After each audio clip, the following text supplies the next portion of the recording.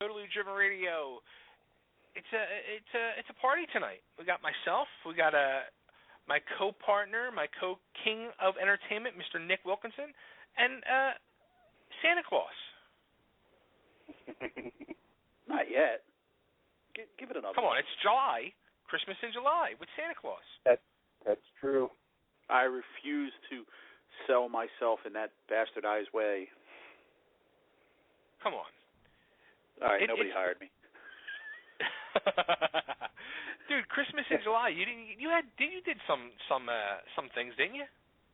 Yeah, but you know what? That beard gets really hot in July. I'm sure. Now, how about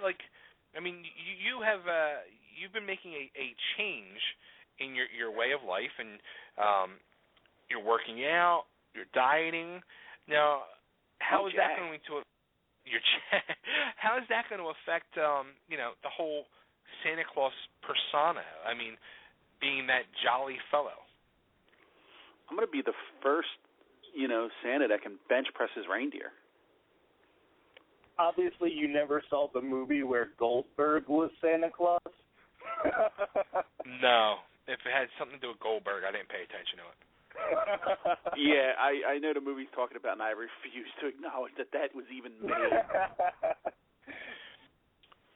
But I was thinking that you would even mention that. Are you going to now, as you're losing weight and becoming more fit and slim and trim, are you going to end up looking like the Billy Bob Thornton Santa? No, my beard's really cooler than his. No, but you know what? I'll be able to climb them steps and up that chimney a lot quicker. Oh, this is true. So you won't be blown up on the first house then? No. and the deer will appreciate it. Too funny. So you said you're heading down to the festival this weekend, Riley's Music Festival. Got my tickets already, man. Can't wait. Nice. Yeah, I'm really looking forward to seeing. They got a lot of vendors that are going to be there, and they also got Stephen Marley playing, which is come on, of the Bob Marley lineage, you can't beat that, man. Is it Stephen or Stephen? How you pronounce it? I don't know.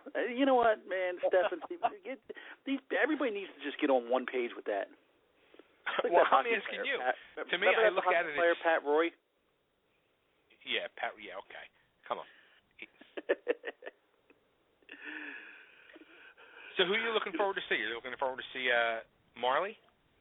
Yeah, Marley, Slightly Stoopid. It's just gonna be a good time overall, man. And basically Riley was the one that got me into the hemp seeds and the looking at some of this alternative stuff. And man, I'll tell you, man, I don't look back now. And it's funny because but you used to know I used to eat McDonald's junk food. I can't even get around that stuff now without getting sick to my stomach. So let's ask this magical question. When it comes time for McDonald's to bring the McRib back, would you still eat it? It would probably make me so sick that I couldn't even stomach it. I was on the road sick before you started trying to be healthy. Nah, it didn't. Yeah. But I'll tell you, I was on the road last week and I was starving, and I was like, you know what? Let me Taco Bell. I haven't had Taco Bell in almost a year. Let me grab a quick taco, dude. You remember when we were talking to Diamond Dallas Page and he told us he hadn't eaten a cheesesteak in a while, and then when he did, it was. You know what? I see what he was talking about. Literally, the rest of the day, I felt awful, man. And it tasted weird. It tasted different. You realize how fake that food is. Oh, it is. It really does. And I got to give props to you guys too, man. You both, you guys, especially you, Nick, man. I see you guys are trying to make some healthy changes, man. And once that weight starts coming off, Nick's getting even healthier, man. He's on the best diet ever. He don't get to eat. Yeah. All right. He's on the no food diet. Apparently, his family really cares about him. Right, Frank, right. Frank, do me a favor. Shut up for a second, because Riley's on the phone. All right. Let's let's welcome the man of the hour, Mr. Riley Cote. Riley, welcome back to Totally Driven Radio. Hey, what's up, guys? How are you? Good, man. How the hell you been? It's been a year. Yeah, it's been a while. I've been good. Busy. Lost my voice, chasing after kids and yelling at them all week at hockey camp. But besides that, all good. So that's what you were doing, a kids hockey camp. Yeah, I'm in Lehigh Valley in Pennsylvania, Bethlehem, Pennsylvania, doing a hockey camp. The Phantoms are moving to Lehigh Valley, so I'm just trying to get the youth hockey programs boosted up and get ready for the season here. Yeah, that was something I wanted to ask you too. With you guys moving now from Adirondack down to Allentown with the new arena being built and everything, does that is there like an adjustment period for both players and coaches to from moving where you guys were in Adirondack for 5 years? Yeah. The Phantoms have been up there in 5 years. I've been there for 4 with them, but I really don't think so. I think it's such a positive move and such a big move for everybody. It's a brand new facility back in Philadelphia Flyers territory. Nothing but positive. So I think everyone's just excited to get the season started and be back in Philly territory. Nice. Yeah, we're excited. And I was watching they do the little preview videos of the new arena and all. That place looks awesome. Yeah, you know what? I was actually just there yesterday and actually even got a workout in the Lehigh Valley Health Network gym facility, and the place is state of the art. I mean, it gives a lot of NHL rinks a run for their money as far as what they got going on. It's just a little bit of a smaller size, but as far as production and what they got going on in there is right up there. It's definitely going to be the best American Hockey League building in the league by far. Wow, that's awesome. That is freaking awesome. All right, well, before we get into more hockey, let's talk about the real important stuff, the reason you're here. It's your big time of the year.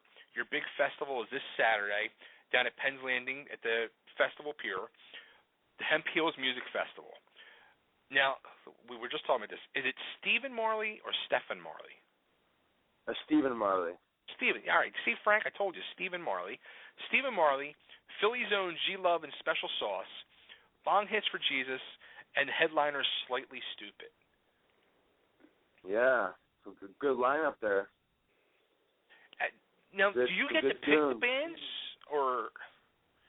Well, you know what? The way it kind of works is, the demographic of the kind of people I'm trying to get to is more the reggae, kind of ska crowd. So, there's really only, a couple handfuls of really, bigger names in the reggae genre of music. So, you kind of throw a bunch of names out there that you already haven't had at the festival, and you kind of hope that they put together the package that you kind of want. But, the other names that were kind of in there were, Soja, which is a pretty big upcoming band, Tribal Seeds, and, stuff like that. So it worked out pretty good because Slightly Stupid really is probably one of the bigger names in this genre. So I've seen them before, I've hung out with them before, and, they sound great, they're cool, they're part of believing in the same stuff we believe in, and it's all good. So I'm looking forward to it. That's awesome.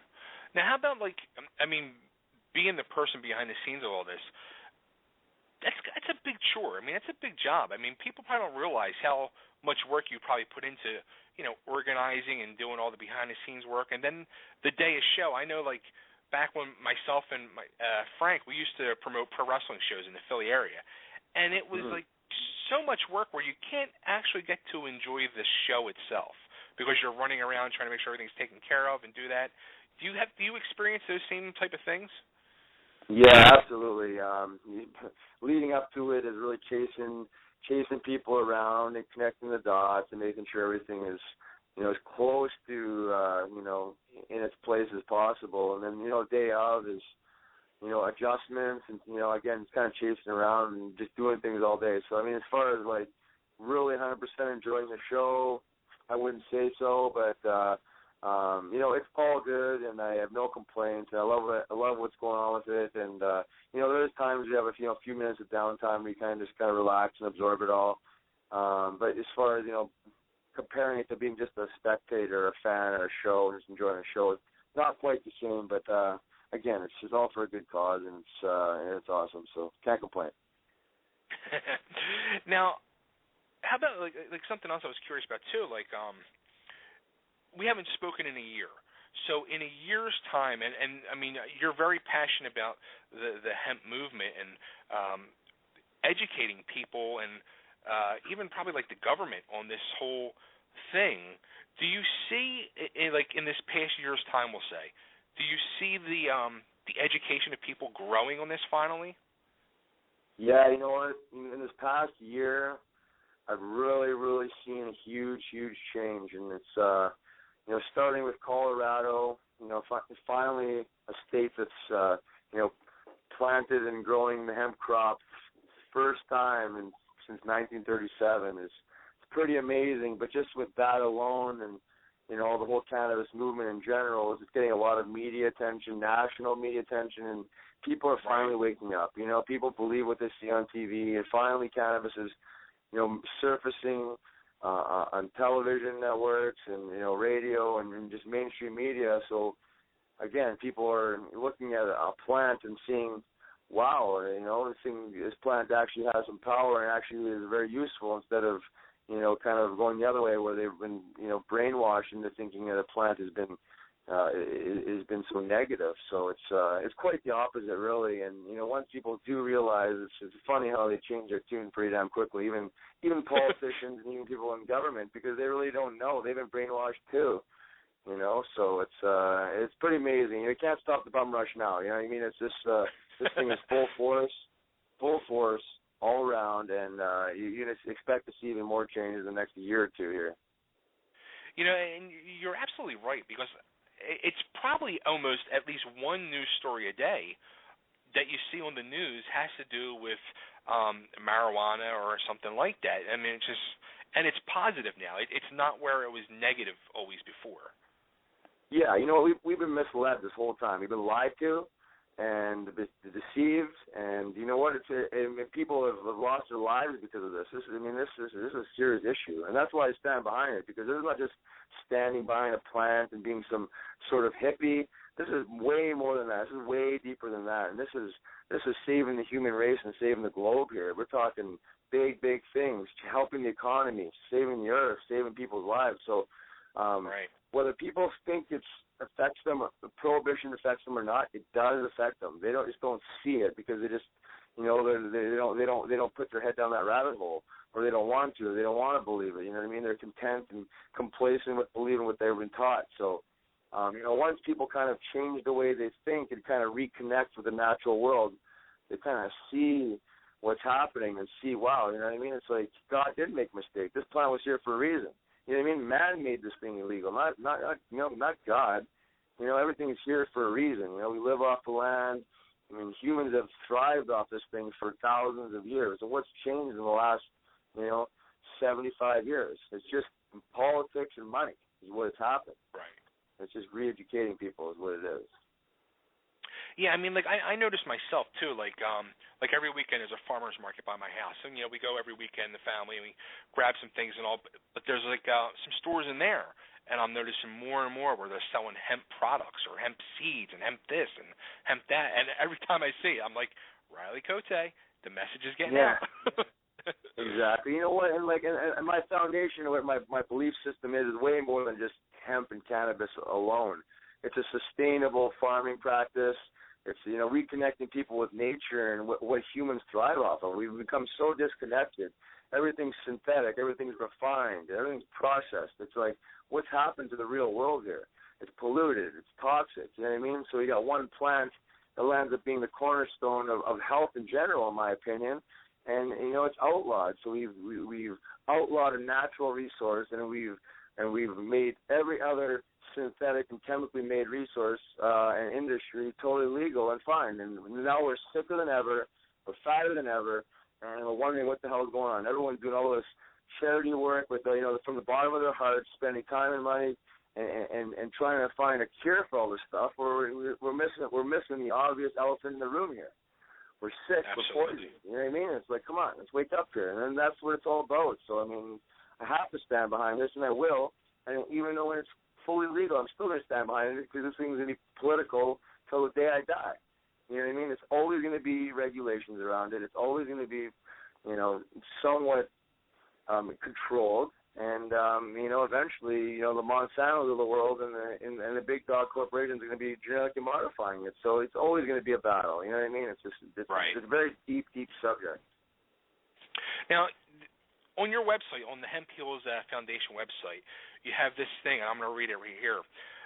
It says, imagine if the United States could grow one crop that provided us with paper, cloth, rope, food, oils, protein, fuel for cars, beauty products, nourished the soil, was continuously recyclable, created thousands of U.S. jobs, grew in every climate, was easily identified, supported our economy, did not need pesticides or herbicides, absorbed emissions and created clean oxygen, was used and promoted by our forefathers, was not dangerous to the land or its people. Hemp, it is not a weed, it's industry. Now, I read that, and I say to myself, the first thing I say, does the government or has politicians, read that or seen that and reached out to you, with questions and asking for you to, clear things up for their own to maybe help support your, what you're doing here? No, because these guys aren't idiots. Let's be serious here. You know what I mean? It's way above politicians. We're talking about corporations running politicians and them really dictating the laws. So they end up being just puppets at most times. So you can't be that naive to think that an industry and a resource that's been around since the start of time, since the earth has been around, that all of a sudden we have to reinvent the wheel and research a plant and figure out how good it is. Come on. You know what I mean? It's I wasn't born on a rock. I didn't even know all this stuff 10 years ago, and it seems like such a simple concept. So it's unless you're an idiot or you're lying to the people, / ignorance, all of the above, I don't know what it is, but it all ends up being dollar signs. You got to follow the money trail here. You know what I mean? So right. People are profiting off prohibition. And once you realize that, you follow the dollar sign, you follow the dollar trail, and you kind of see how the whole thing takes place. So, most of these people know. Some of them really don't, but and the ones that don't, I feel bad for them because they're just extremely ignorant. But the ones that do know, they're lying to you, and those are the problems. That's the problem right there. It's we've been deceived and lied to. So to me, this is a war against humans. This is a war against the world. You know what I mean? This is corporate versus the people. So it lands up being a pretty damn deep subject. Now, I'm going to say this. Now, this is the third time we've had you on the show, Riley, and we've talked about this in depth, the previous two times, and now here again tonight. But tonight, you sound really fired up about it. You sound like maybe you're getting frustrated over the situation. No, you know what? I think this is my passion talking. You know what? I get in these conversations all the time. I'm actually a pretty mellow dude, and for some reason, this really just gets to me. And actually, the whole health thing gets to me because we're so blind to what's going on. We're poisoned. There's chemicals everywhere. Food in our food. We got refined sugar, and then people are so naive to wondering why we're sick. Why do I have diabetes? Why am I obese? You know what I mean? And then they start pointing fingers to genetics and all this crazy stuff. But what about what you're doing to yourself? What about the diet? What about the lifestyle you live? What about the environment you're putting yourself in? And really, hemp really does land up being in the middle of all this because if hemp was growing in America and everywhere else, all these beauty products and all these health food, all this stuff would be from a non-toxic plant instead of, you know what I mean, instead of the pesticide, herbicide-ridden foods we're eating and all the crazy crap they're putting in everything we do, and you know what I mean? So it lands up, it does get me. I'm not mad. I just get passionate about it. So, that's probably why I'm sounding the way I am. It's just, 2 days away, maybe I'm a little stressed out about the festival. Maybe got me at a bad time. I don't know. But I am really passionate about it. I really will stand by it for the rest of my life, and it's something I truly believe in because it's a no-brainer. It's such a simple concept. And I really have a hard time believing more people haven't seen this more up until now. Yeah, no, I totally agree with you. Like, first off, I'm the first one to admit, I'm a fat guy, right? So I probably eat all that horrible foods and stuff like that. But everything that you've always said, like, it's like, yeah, that makes absolute complete sense. Like, why don't other people see this? And I see this, and, I don't change my ways. And, it's funny because you said one thing that I say to myself all the time, like, being, like, the fat guy that I am, like, I'll be probably one of the first people to say, it's genetics. Like, my whole family was overweight, and that's part of it. And I don't do much to try to make a change. But here, if I did and, listen more to, people like yourself and do things like that and watch the stuff I'm eating and make them better choices and, definitely I know the food I eat is junk and garbage and everything else. But, yeah, so, I mean, you have a right to be passionate and get upset because the truth is right there, and you're just if I was you, I would be frustrated because you keep trying to, like, tell people and people don't listen. Yeah, you know what, and it's not even that so much people don't listen. It's, first of all, say genetics. It's like if you're born into a family that's heavy or obese. I mean, most people would expect the children to be obese, but not because of genetics, because of environment. I mean, most of the time the kids eating the exact same thing the parents are eating, so don't expect them to be lean, ripped up athletes or something like that. You know what I mean? You just kind of follow the suit. But what bothers me is, like, most people that are overweight and are sick, they know they're eating too much and all that stuff, but it's way more than that. They're physically addicted to food. There's an addiction there, much like cigarette addiction or alcohol addiction or, street drug addiction or opiate addiction or whatever you want to call it. But people are physically addicted, so when they stop drinking refined sugar, I mean, sugar is an addiction. Sodium is an addiction. So once you cut out the refined sugar and sodium, people go through withdrawal. You know what I mean? People crave this stuff from their children because they're so used to eating it. You know what I mean? They haven't eaten a natural diet, so vegetables and fruits don't taste good to them. But once you go back and you reprogram your body and your taste buds, which I actually did since I retired, I used to eat all the crap in the world, man. I'm telling you, like, anything to get me bigger in size. You know what I mean? I was all about gaining weight and all that crap. But once you do go back the other way, your body does not respond to, the chemicals and the preservatives and the refined sugars and that stuff like it used to. Now I feel sick. My body doesn't absorb it well because my body is cleaner, way cleaner than it used to be. I'm not trying to act like I'm some pompous god or anything. I'm just trying to explain where I come from, what I've learned in the last 5 years. That's all.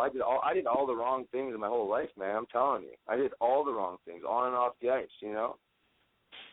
So, I mean, now I've learned, and now I feel like I've got to pass on the knowledge, Absolutely.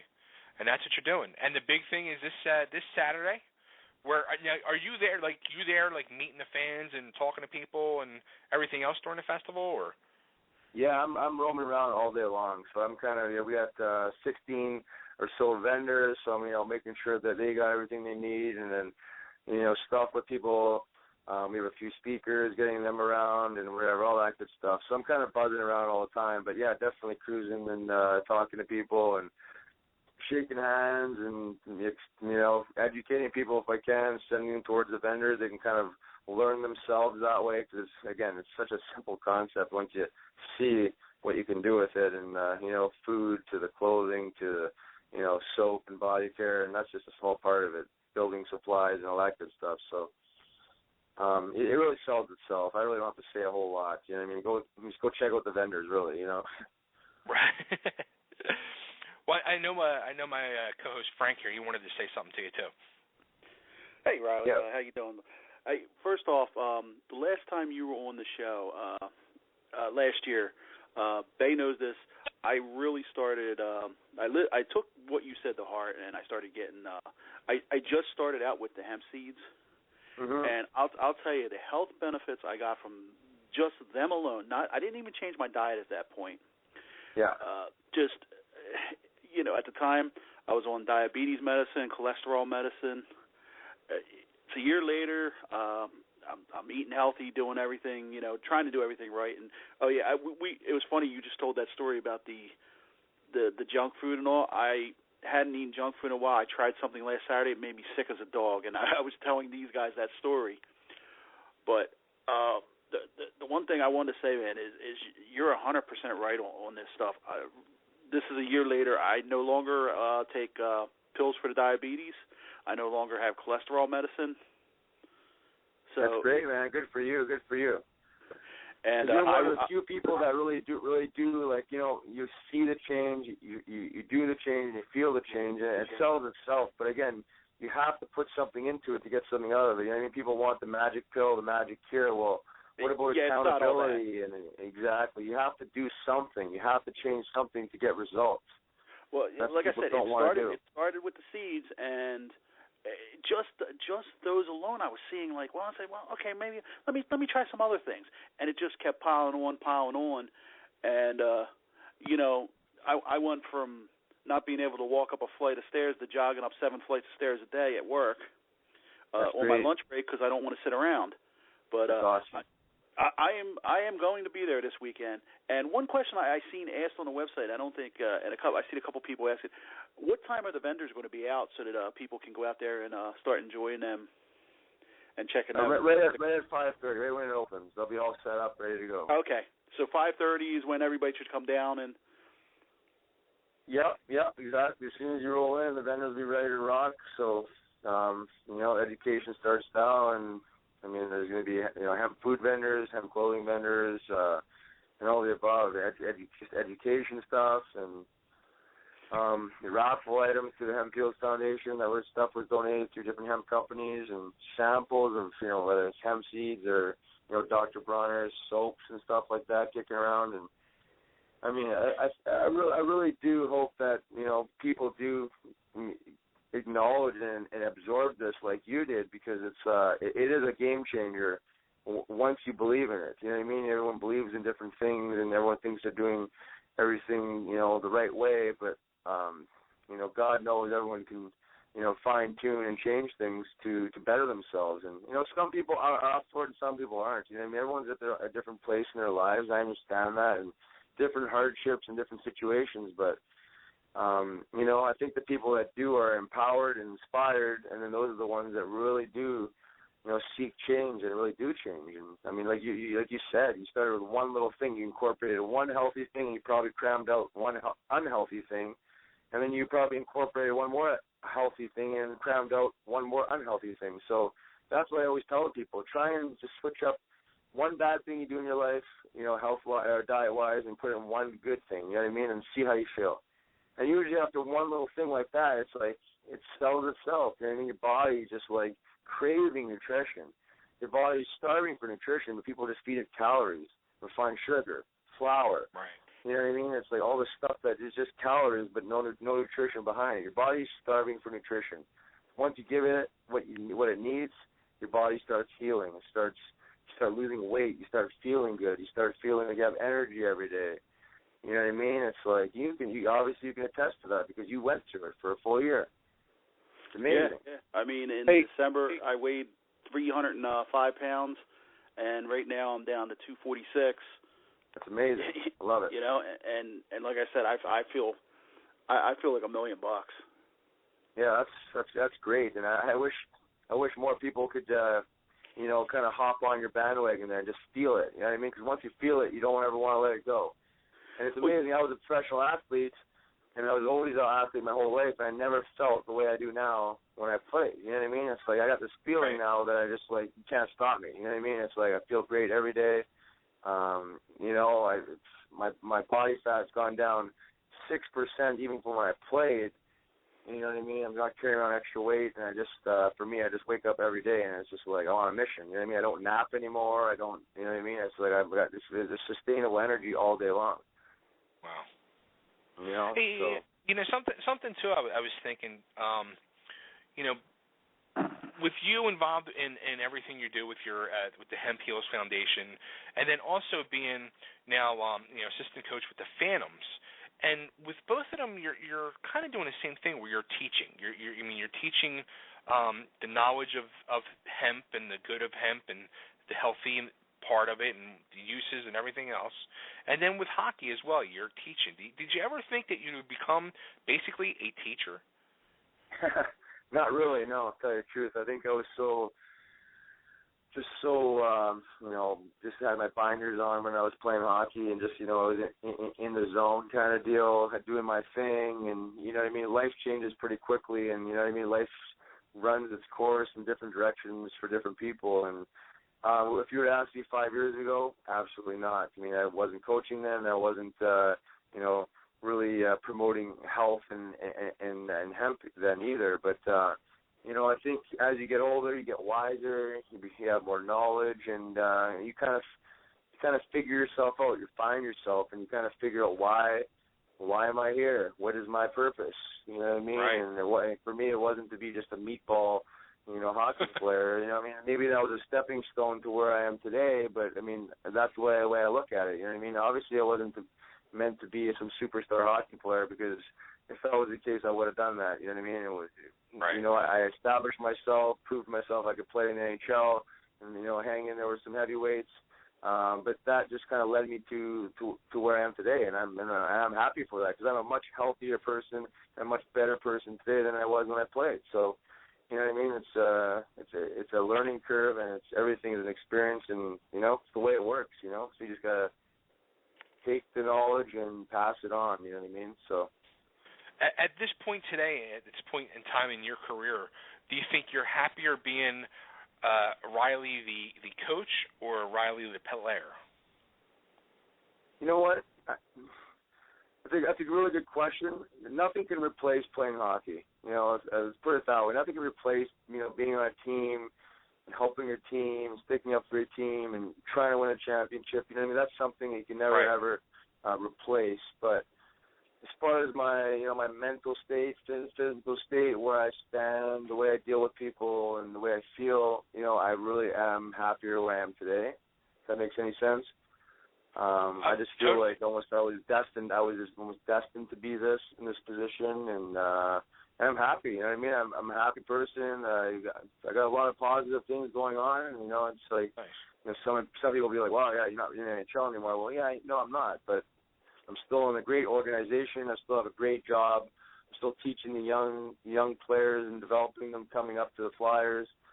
And then teaching them more than just hockey. Teaching them, how to take care of themselves, how to recover, how to, maybe not make the mistakes I made. You know what I mean? Because a lot of the stuff I was never taught when I played. I figured this out on my own. You know what I mean? So, putting my head down a couple of rabbit holes here and there, and it led to way more. So that's, I can't complain. I'm happy. So. No, I could totally relate, because I know back when I was a pro wrestler back in the 90s. Being in a ring and being in that locker room with the guys and all, it's one thing. But then, I went on to the other side of the fence, where I started being a promoter and promoting shows and doing the creative end of it, and, writing storylines, doing this and doing that. And in the long run, I actually enjoyed being on the other side of the fence more than actually being in the ring. Yeah, no, I agree. Yeah, there's something to be said about being, kind of, in the limelight or part of the action. But, God knows it's like, especially, whether it's wrestling or professional sports, it's like, it's not going to be forever. There's only a few guys that hang on for a long period of time. Even those guys will end up retiring too, because it's, you have to retire at some point. And you have to move on to the real world. And mine was just sooner than I ever imagined, but that was what I was destined to do. I made some mistakes and did a lot of wrong things that maybe attribute to that, and I've learned from them, and I've built my knowledge around them, and I've expanded it, and now I'm just passing it on to to the younger generation. Hopefully, not make the same mistakes. And everyone's going to make mistakes in everyone's their own breed, but if I can help one or two guys and develop one or two extra players because of something like this, then that's what it's really all about. Absolutely. Now, how about like when the Flyers are preparing for their draft that was last month? Are you involved in any of that process? No, I'm not. I'm strictly coach, so I don't see any of these players play during the season. I mean, I hear names thrown around, but as far as who they pick, it really ends up being a crapshoot because the people they have their eye on maybe could be picked by then, and so I don't really meet these guys. I was at the draft, so I didn't meet them until they were selected. I was up in the Flyers suite there and shake their hand, and then the following week at the Flyers development camp, I had a chance to work with them all. So that's when my work begins with these guys. But as far as before the draft, I have nothing to do with that. No. Now, how about when the Flyers traded Hartnell a few weeks back? I mean, were you kind of surprised of that, or? I wouldn't say I was surprised. I kind of, understood their thoughts and feelings of where Hartnell was at in his career and his dollar sign, his contract next to his name. So it is a business.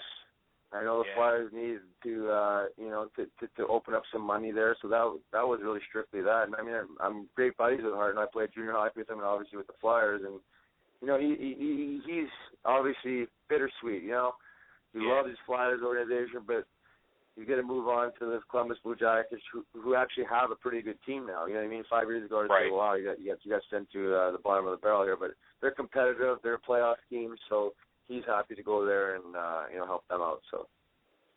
It was funny too because I shit you not, like that morning I was walking through like Kohl's or something, and a dude was walking and he was wearing a Scotty Hartnell T-shirt, and I said to myself, that's what I want to do. I want to get a Hartnell jersey because he was like my favorite player. He reminded me of Rod Brindamore, like a real heart guy with a lot of heart. And I was like, I'm going to get a Hartnell jersey. And then that night, they're like, or that afternoon, like, Scotty Hartnell's been traded. I'm like, are you freaking kidding me? Like, what the hell? It's a good thing you didn't get it. Absolutely. Yeah, but he's in a good place. He's happy too. I talked to him a few days after, and he had a no movement clause. So if a team asks you to waive your no movement, you're not forced to. But I think as a pride and ego thing, it's like, well, if they ask you that, they kind of don't want you anymore. So I better go somewhere else where they actually appreciate me and want me. I think that's the feeling he kind of said to me anyways. So rightfully so. Go help another team and move on. Part of the business. Absolutely, yeah. That's the bottom line. That's something that probably a lot of fans, I'm sure, don't realize too, and they don't think that it is. At the end of the day, it is a business. Yeah, because as far as the trade, I don't think necessarily the Flyers got better with the trade. You could argue that it was like a parallel trade or whatever, but it ended up being a money thing. You know what I mean? So you open up some money, so potentially to make another move down the road and have a little more wiggle room that way, anyways. Nice. Cool. All right, so then this Saturday is the big day for you and everybody. Penn's Landing Pier, the Hemp Hills Music Festival. Riley's going to be bringing the Hemp Hills Foundation to Philadelphia. We have Stephen Marley. We have Philly's Own, G-Love and Special Sauce, Bong Hits for Jesus, and the headliners, Slightly Stupid. Right on. Looking forward to actually, it. I think I saw too. There's a hemp soft pretzel vendor going to be there. Yeah, Hemp Souls out of Lancaster, Pennsylvania. This will be the third year they've been part of the festival. So, like the old Philly pretzel, but they make it with hemp seed and hemp flour, and just no additives and preservatives, and pretty damn clean pretzel, and it tastes great too. So, nice. All good.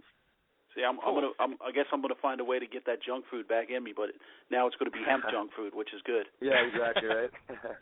Hey, Riley, I'm gonna try and look for you on Saturday too, buddy.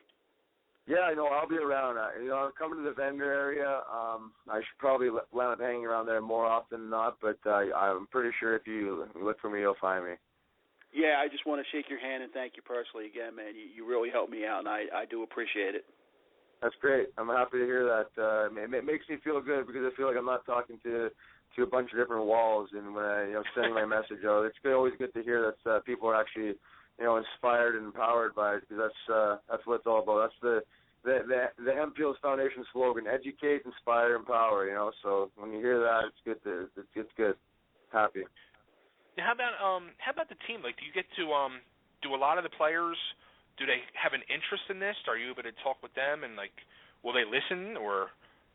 Yeah, you know what? I think most of the guys now that come through the system, you know, with the Phantoms and the older guys know how I am, and so right away they always ask questions. You know, not even just about hemp. Sure. You know, it's about health. It's about health. You know what I mean? Because hemp equals health, and you know, the hemp seed as far as fuel and you know protein goes for athletes is perfect. But then they'll ask even more questions about other things they can do to help themselves, and so I get a pretty good response. I haven't had any negative feedback, to tell the truth. The players, they see me as a resource. You know what I mean? They Right. They pick my brain, even though I'm not qualified nutritionist. I do have a lot of knowledge, and they do tap into that. And I don't go out there and start preaching. I wait for them to come to me, kind of deal with that kind of stuff. Unless a guy is like needs to lose a couple pounds and need to get in better shape, then I'll address it with them. But if a guy is looking for an edge and wants to pick my brain, I'm always happy to throw around my 2 cents and give them some food for thought as far as my experience and what I've learned. So they've definitely they seem to enjoy it. Anyways, I have had some pretty long talks with some guys, and they keep asking questions, and I'll sit there all day long and talk to them. You're the man, Riley. You are the man. Let's well, not wait a year to bring you it back on. Yeah, let's not wait a year to bring it back on. Let's get it back on during the season and talk hockey and talk more hemp, and let's educate this world. Yes, anytime. Hit me up and give me a few days heads up, and we'll set some up. Awesome. Do it all over again. Cool. All right, man. Good luck this weekend, and we'll be talking soon. Sounds good. You guys take care. You too, man. All right, okay, there he goes. See ya. Riley Cote. This Saturday, Hemp Heals Music Foundation at the Valley Forge. The Penn's Landing Festival Pier. Check it out. Frank's going to be there. That's all you need to know. Now, Frank, are you still on the line? Yeah, I'm still here. All right.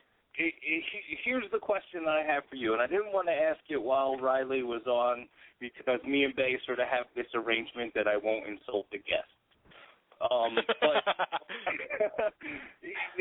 But here's what I'm saying. As far as he was like, I don't understand why people don't jump on the bandwagon more, like why there's not enough people picking it up. And my question is, do you think that it's because there's a fine line between hemp is great and eating healthy is good, and you're disgusting because you ate a cheeseburger? You know what I'm saying? Because there's so much of that associated with stuff like this, with like just people that 6 months ago were eating cheesesteaks, and now all of a sudden they're calling other people disgusting messes because they're eating chicken nuggets. You know what I mean? Like, I kind of feel like that's why it's so slow to catch on. I could see your point in that, because that's one thing I've tried to avoid doing is passing judgment on what people are eating and all. I like I said, I can't eat it anymore, but you know what? I'm not going to sit there and say to somebody, if somebody says, "Hey, meet me at McDonald's," I'll go there and I won't even eat one of their salads, but and that turns. I will tell you the truth. That does turn a lot of people off. Because people rip on.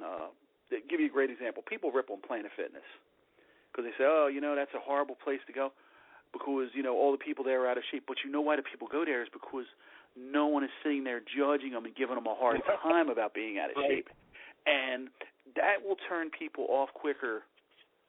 But the other drop side is, and he's 100% right on this, people are really uneducated when it comes to hemp. When Bay first got me to see my first set of the seeds, because I didn't know where to get any, and right. I used to sit there and work and just chilling, eating them out of the bag. You'd be shocked at how many people go, "Well, are you nuts? Put them away." I'm like, right. Literally, I said, "Hey, you want to try some?" They literally look like a bag of pot seeds. Well, the one, literally, you would be surprised on how many people. I said, "Hey, you want to try some?" "Oh, no, I get drug tested." Right. And if you do the research, really it is like almost the perfect, especially if you're trying to lose weight and regulate your blood sugar, it is almost the perfect drug. And I shouldn't call it a drug because it's really not. It's a seed. But the nutritional value of it alone is through the roof. And, it's not something that I knew. Like I said, the first time I kind of was like, but I'll be honest with you guys. Last year I was so sick between, painkillers, liver problems, just being like 300 pounds. I had to try something. And just that little bit, I was like, wow, I feel a little weirder, And I noticed, like, every day I'm checking my blood sugar, and the blood sugar's not going above. And I said, well, the only thing I've changed is these stupid seeds. Well, and I say stupid, but you know what I mean? It was like, at the time, it's like, no, this can't be it. And it was literally, and I told Betas, I was experimenting. That's all I changed. And then the next thing I know is, well, wait a minute. Okay, this is doing good. Well, let me try something else. And then let me try something. And then pretty soon it started snowballing to the point where it's like, I can't argue with facts, Now, and see, that's what I'm saying. Like your story right here, if you stop right here, is inspirational. It's you know what I mean? It's good. I'm listening to it. I'm like, dude, there's nothing that I disagree with what Frank says. But it seems like people that are in your position 6 months from now, Bay's going to put up a picture of, like, Hooters wings, and you're going to be like, those are delicious if you like killing yourself. You know what I mean? And, like, that's the shit that drives me away and pushes me so and you know what? from wanting to be part of that. You know what I mean? My old co-host from the sports show, Joe Tully, his wife, him and I have a term for those people. We call them reformed fatties. So I got to give the shout out for Jen. Literally, she go and she'll tell you we hate the reformed fatties. You used to be fat. I understand that. Now you're not. Okay, you can't. It's like an alcoholic going into a bar and saying, "Oh, you people are a bunch of losers." No, you came from there. You can't do it like that. And I agree with you 100%. That turns more people off to dieting than anything. You know what, man? Not only did I lose weight on the outside, I lost it on the inside. Right. And I feel a lot better. And you got to just, I help more. I want to help people by encouraging them, not by saying, you know what, you fall off the bandwagon. It happens. I did it for years. I'm still, like I said last week, I had a taco. It's and that's the whole thing with diets too. People don't understand. Like they want the miracle pill, and it doesn't exist. Like now they're all talking about what the two guys from Pawn Stars did. Right. What did they do? They did some kind. I won't even promote the stuff because literally it can kill you. They supposedly did this drug, but the one guy had his stomach stapled. So and the main guy. I thought they just like did diet and exercise. I didn't know. I know they lost weight, but I didn't know what they did. No, you know what? Most Hollywood take it from someone who's actually losing weight 1 to 2 pounds a week. When someone loses weight like that, there's something behind it. Whether it be a stomach stip. Nick, you're losing weight the right way, and Bay, so are you. You guys know if you're losing 1 to 2 pounds a week, that's doing it right. If you all of a sudden drop, last year I was 160 pounds and now I'm 360 pounds and now I'm 110. Yeah, right. Get the staples out of the stomach, you lazy bastard. Although I think Nick, didn't you lose like 16 pounds last week alone? If throughout the whole contest, I think it's going to be just over 44 for 2 months. But you have to take into consideration there that I'm going through like digestive issues.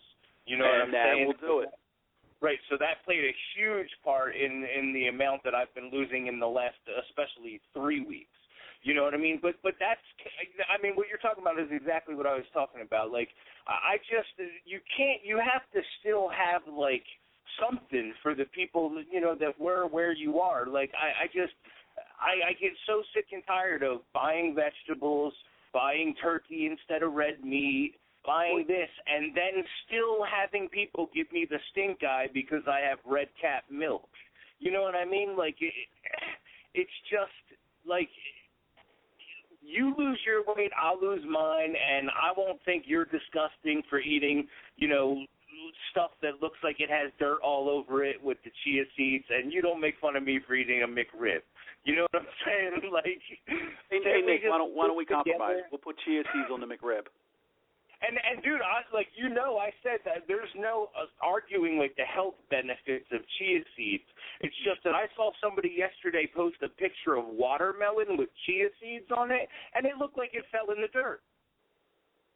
You know what's funny is, and this is where people should really do their research. Watermelon is a great fruit. It's not going to kill you in weight gain. It's a nice snack. You don't need to add a chia seed to it, schmuck. That's where these guys I add. You know what I put chia seeds and flax seeds in? My cereal in the morning. That's right. The only time. Or sometimes now when I have salads, I'll throw some raw sunflower and almonds in there. But as far as the putting the chia seeds on everything, it's like taking too much vitamin C. You're just wasting it. And right. Your body only absorbs so much per day, exactly. And you're giving it 7 times that much. Right. And this is where I'll thank our buddy DDP, who kind of taught me the value of actually looking into stuff and researching it. And like I said, chia seeds you're supposed to do like I think a teaspoon a day.